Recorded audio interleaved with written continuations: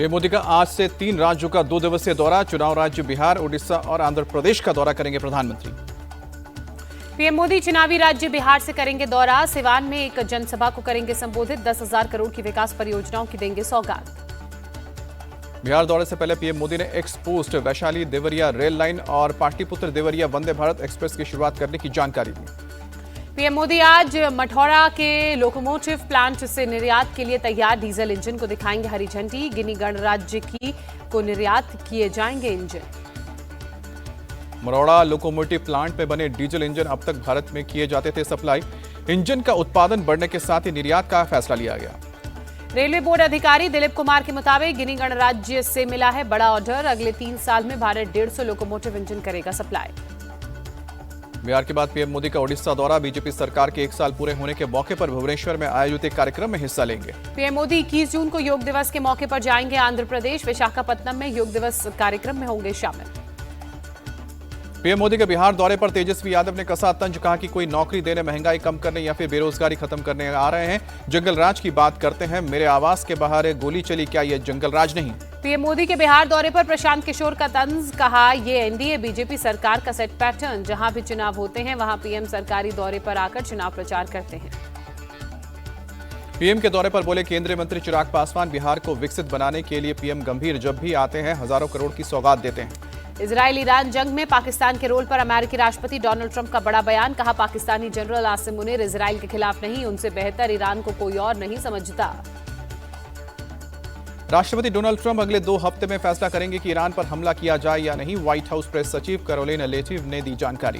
Karoline Leavitt ने कहा राष्ट्रपति ट्रंप को अभी संभावना नजर नहीं आ रही है कि बातचीत से ईरान के परमाणु कार्यक्रम पर अमेरिका और इजराइल की मांग पूरी की जा सकती है।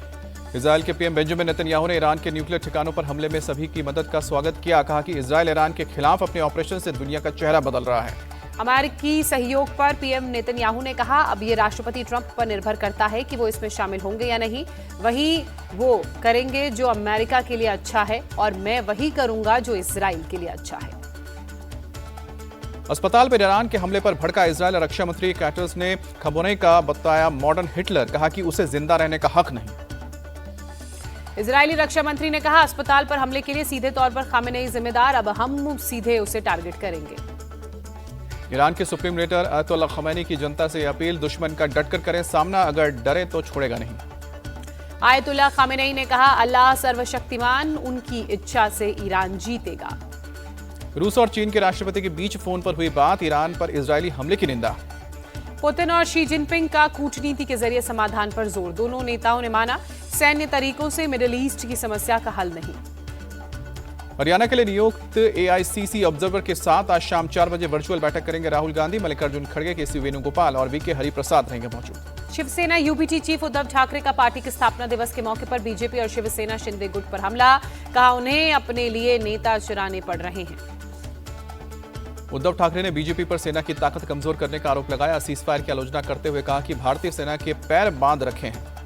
उद्धव ठाकरे ने बीजेपी और शिंदे गुट को दी चुनौती। कहा मुझे खत्म करना चाहते हैं तो आए, कम ऑन किल मी, पर एम्बुलेंस लेकर आना। आओगे तो सही सलामत, लेकिन जाओगे एम्बुलेंस में। डिप्टी सीएम एकनाथ शिंदे ने उद्धव के किलमी वाले बयान का दिया जवाब। कहा कि लगता कि इंग्लिश फिल्म देखकर आए थे, अब मरे हुए को क्या मारना। चुनाव में जनता ने उन्हें मुर्दा बना दिया। एकनाथ शिंदे ने राहुल गांधी को पाकिस्तान का एजेंट बताया। कहा वो पाकिस्तान की बोली बोल रहे हैं, क्या उनको निशाने पाकिस्तान चाहिए। मुंबई में सीएम देवेंद्र फडणवीस की मीटिंग। बैठक में महिलाओं के आर्थिक सशक्तिकरण के लिए 9% ब्याज दर पर लोन देने पर चर्चा। आरजेडी चीफ लालू यादव का बड़ा बयान। कहा चाहे जितनी भी आलोचना हो, सीएम उम्मीदवार तेजस्वी ही रहेंगे, इस पर किसी को संदेह करने की जरूरत नहीं। तेजस्वी यादव के सीएम नीतीश पर हमले जारी। कहा कि चाचा जी अचेत अवस्था में है, उनको सिर्फ अपनी कुर्सी की चिंता। तेजस्वी यादव ने कहा बिहार की जनता सरकार बदलने को तैयार है। बच्चा बच्चा कहने लगा है कि 5 से 25 बहुत हुआ नीतीश। बीजेपी के दोनों डिप्टी सीएम पर भी तेजस्वी का निशाना। कहा कि मोदी जी की नजरों में आगे बढ़ने के लिए दोनों के बीच गाली देने का कंपटीशन।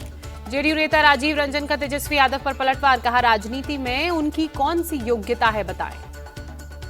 लालू के बड़े बेटे तेज प्रताप यादव की चेतावनी। मेरी खामोशी को मेरी कमजोरी समझने की भूल मत करना, झूठ के चक्रव्यूह को तोड़ने जा रहा हूं। तेज प्रताप यादव ने कहा तैयार रहना, सच सामने आने वाला है। कोई दल या परिवार मेरी भूमिका तय नहीं करेगा। अंबेडकर के मामले में लालू यादव की बड़ी मुश्किलें। एससी कमीशन ने बिहार सरकार को नोटिस जारी करके 15 दिन में जवाब मांगा। पश्चिम बंगाल के बजबज में बीजेपी नेता सुकांत मजूमदार के खिलाफ विरोध प्रदर्शन। टीएमसी की महिला कार्यकर्ताओं ने बीजेपी नेता को घेरा। पुलिस ने सुकांत मजूमदार को बाहर निकाला। बीजेपी कार्यकर्ता जयदेव दत्त के घर मिलने गए थे बीजेपी के नेता सुकांत मजूमदार। टीएमसी समर्थकों ने जयदेव दत्त पर किया था हमला। बीजेपी और टीएमसी की महिला कार्यकर्ताओं के बीच हाथापाई। तेलंगाना के सीएम रेवंत रेड्डी पार्टी नेताओं के साथ पहुंचे दिल्ली। केंद्रीय मंत्री मनोहर लाल खट्टर से मुलाकात की। रेवंत रेड्डी ने शॉल और गुलदस्ता भेंट किया। कर्नाटक के बेंगलुरु पहुंचे केंद्रीय मंत्री अमित शाह। एयरपोर्ट पर नेताओं ने किया स्वागत। आदि चुनगिरी विश्वविद्यालय के बेंगलुरु परिसर का आज करेंगे उद्घाटन। अहमदाबाद प्लेन क्रैश के बाद एक्शन में civil aviation minister Ram Mohan Naidu ने देश भर के एयरपोर्ट डायरेक्टर्स के साथ बैठक की। एविएशन मंत्री राम मोहन नायडू ने एयरलाइन कंपनी को विमानों के रखरखाव पर दिए निर्देश। कहा कि AAIB कर रहा है ब्लैक बॉक्स की जांच। अहमदाबाद प्लेन हादसे में अब तक 215 मृतकों के डीएनए मैच किए गए। 198 शवों को परिजनों को सौंपा गया। एयर इंडिया के CEO कैम्पबेल विल्सन का बयान। अहमदाबाद में जो प्लेन क्रैश हुआ उसकी नियमित जांच हुई थी। इस साल दिसंबर में अगली जांच होनी थी। कैम्पबेल विल्सन ने कहा दाएं इंजन की मार्च में और बाएं इंजन की अप्रैल में जांच हुई थी। क्रैश की वजह जानने के लिए रिपोर्ट का इंतजार है। राजा रघुवंशी के भाई सचिन ने एक बार फिर से सोनम के नार्को टेस्ट की मांग की। कहा कि जब 8 दिन के रिमांड में उसने हत्या के बारे में कुछ नहीं कहा तो 2 दिन में क्या बताएगी। राजा रघुवंशी मर्डर केस में मुख्य आरोपी सोनम और राज की पुलिस कस्टडी 2 दिन और बढ़ी। बाकी 3 आरोपियों को 14 दिन की न्यायिक हिरासत में भेजा गया। मेघालय पुलिस को काले बैग की भी तलाश। हत्या के बाद एक काला बैग लेकर भागी थी सोनम। उसी बैग में थे 3 मोबाइल। सोनम के भाई गोविंद से भी पुलिस ने पूछताछ की। बहन को लेकर किए सवाल। कैश कांड में जस्टिस यशवंत वर्मा को पद से हटाने की सिफारिश। सुप्रीम कोर्ट की जांच समिति ने अपनी रिपोर्ट में कहा है कि जस्टिस वर्मा के खिलाफ पर्याप्त सबूत। तत्कालीन चीफ जस्टिस संजीव खन्ना ने जांच के लिए 3 जजों की कमेटी का गठन किया। संसद के मॉनसून सत्र में जस्टिस वर्मा के खिलाफ महाभियोग प्रस्ताव संभव। ट्रंप के सीजफायर वाले बयान पर सियासत जारी। सपा नेता राजीव राय बोले ट्रंप बार बार युद्ध रुकवाने की बात कर रहे हैं और पीएम मोदी इस पर खामोश है। ये लोगों को बेचैन कर रहा है। ट्रंप के बयान पर कांग्रेस नेता शशि थरूर ने कहा मध्यस्थता वहां होती है जहां समानता होती है। भारत और पाकिस्तान में कोई समानता नहीं है। शशि थरूर ने भारत पर अमेरिकी दबाव को किया खारिज। कहा कि दबाव पाकिस्तान और वहां के आर्मी चीफ पर होगा। ट्रंप मुनीर के लंच पर शिवसेना यूबीटी नेता संजय राउत ने कहा पहलगाम हमले के दोषी के साथ ट्रंप ने लंच किया। केंद्र इस मामले में अपना रुख स्पष्ट करे। कांग्रेस नेता सचिन पायलट बोले राष्ट्रपति ट्रंप और आसिम मुनीर की मुलाकात ये बताता है कि भारत पाकिस्तान के रिश्ते को अमेरिका कैसे देखता है। जम्मू कश्मीर के अनंतनाग में पुलिस ने आतंकवादियों के एक संदिग्ध मददगार को पकड़ा। फेशियल रिकॉग्निशन तकनीक के जरिए पुलिस ने ओवरग्राउंड वर्कर को किया गिरफ्तार। सूरत में अवैध बांग्लादेशियों पर बड़ी कार्रवाई। क्राइम ब्रांच और स्पेशल ऑपरेशन ग्रुप ने 119 लोगों को गिरफ्तार किया। यूपी के नोएडा में पुलिस और बदमाशों के बीच एनकाउंटर। पुलिस ने 2 बदमाशों को गिरफ्तार किया। बदमाशों पर स्नैचिंग के कई केस दर्ज।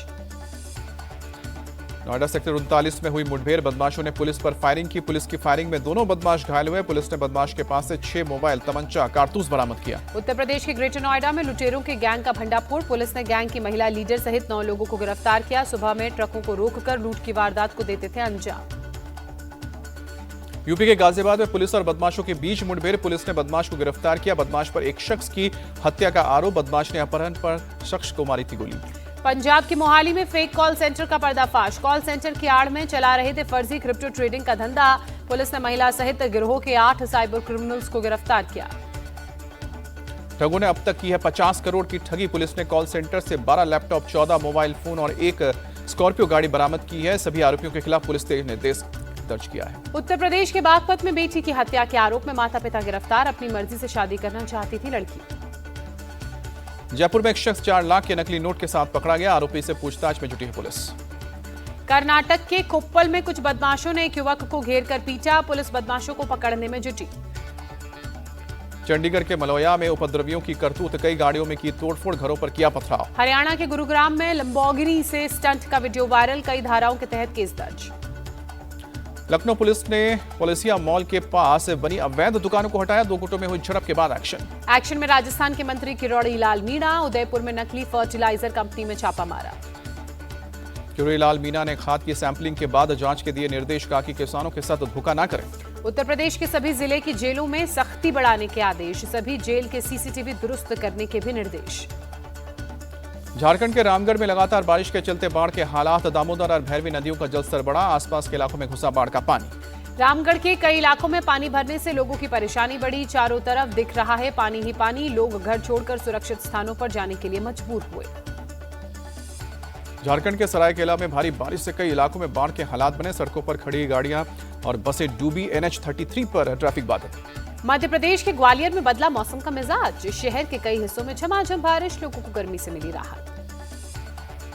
महाराष्ट्र के नासिक में लगातार बारिश के चलते बड़ा गोदावरी नदी का जलस्तर। नदी के किनारे वाले इलाकों में अलर्ट जारी। जलस्तर बढ़ने से कई मंदिर और घाट भी पानी में डूबे। नासिक में पानी की तेज धार में बह गई कार। लोगों ने रस्सी के सहारे कार को बाहर निकाला। हादसे में हालांकि किसी तरह का जानी नुकसान नहीं। पश्चिम बंगाल के मेदिनीपुर में जल प्रवाह। भारी बारिश के बाद कई गांवों में बाढ़ के हालात। गांव में चारों तरफ दिख रहा है पानी ही पानी। गांव में पानी भरने से लोग पलायन करने को मजबूर। सड़कों के ऊपर से बह रहा पानी। कई इलाकों में मोटर बोट के जरिए लोगों को सुरक्षित जगह भेजा जा रहा है। महाराष्ट्र के पुणे में पानी की तेज धार के बीच फंसे शख्स का रेस्क्यू ऑपरेशन किया गया। पुलिस की टीम ने रस्सी के सहारे शख्स का रेस्क्यू किया। राजस्थान के गृह मंत्री जवाहर बेडम का बयान। कावड़ यात्रियों को पूरी सुरक्षा मिलेगी। अशांति फैलाने की कोशिश करने वालों की पहचान जारी। दिल्ली की सीएम रेखा गुप्ता से मिले ब्रिटेन के पूर्व PM टोनी ब्लेयर। मंत्री मनजिंदर सिंह सिरसा रहे मौजूद। टोनी ब्लेयर से मुलाकात पर बोली मनजिंदर सिंह सिरसा। दिल्ली सरकार के 100 दिन के काम और ब्लेयर के NGO के काम पर हुई बात। जम्मू कश्मीर के सीएम उमर अब्दुल्ला ने श्रीनगर से कटरा तक वंदे भारत ट्रेन में किया सफर। कहा कि इस ट्रेन की वजह से पर्यटन बढ़ेगा। केंद्रीय मंत्री गजेंद्र सिंह शेखावत ने अनंतनाग में मार्तंड सूर्य मंदिर का दौरा किया। कहा जम्मू कश्मीर में फिर पर्यटन जोर पकड़ेगा। इंटरनेशनल योगा डे पर जम्मू कश्मीर के उधमपुर में होंगे रक्षा मंत्री राजनाथ सिंह। योग सेशन में लेंगे हिस्सा। इंटरनेशनल योग दिवस के मौके पर होगा बड़ा आयोजन, लेकिन उससे पहले अमेरिका के वॉशिंगटन DC में योग शिविर का आयोजन। भारतीय दूतावास ने लिंकन मेमोरियल में किया योग सत्र का आयोजन। दक्षिण पश्चिम चीन के चुंगचिंग में भारी बारिश और बाढ़ ने मचाई तबाही। रिहायशी इलाकों में भरा पानी। सड़कों पर बहती नजर आई गाड़ियां। दक्षिण मेक्सिको के ओकासाका प्रांत के तट से टकराया विनाशकारी तूफान एरिक। लैंडफॉल के बाद कैटेगरी 4 में से कैटेगरी 3 में हुआ तब्दील। पेरिस पे सोथबी जल्द ही नेपोलियन के सामानों की प्रदर्शनी का करेगा आयोजन। फ्रांस के एक संग्रहकर्ता के निजी संग्रह से 100 से ज्यादा चीजों की लगेगी प्रदर्शनी। भारत और इंग्लैंड के बीच 5 मैचों की टेस्ट सीरीज का आगाज आज। पहला टेस्ट मैच लीड्स के हेडिंग्ले क्रिकेट स्टेडियम में खेला जाएगा। दोपहर 3:30 बजे शुरू होगा मुकाबला। लीड्स टेस्ट से पहले भारत और इंग्लैंड दोनों ही टीमों की प्रैक्टिस जारी। मैदान पर खिलाड़ियों ने जमकर पसीना बहाया। इंग्लैंड के खिलाफ मुकाबले से पहले भारतीय कप्तान शुभमन गिल ने भरी हुंकार। कहा सेना देशों में टेस्ट सीरीज जीतना IPL से ज्यादा बड़ी उपलब्धि। भारत और इंग्लैंड के बीच टेस्ट से पहले Anderson Tendulkar trophy launch. Sachin Tendulkar और जेम्स एंडरसन ने अनावरण किया। कप्तान शुभमन गिल को सचिन तेंदुलकर ने दी सलाह। कहा अपने फैसले पर फोकस रखें, बाहरी आवाजों पर ध्यान न दें।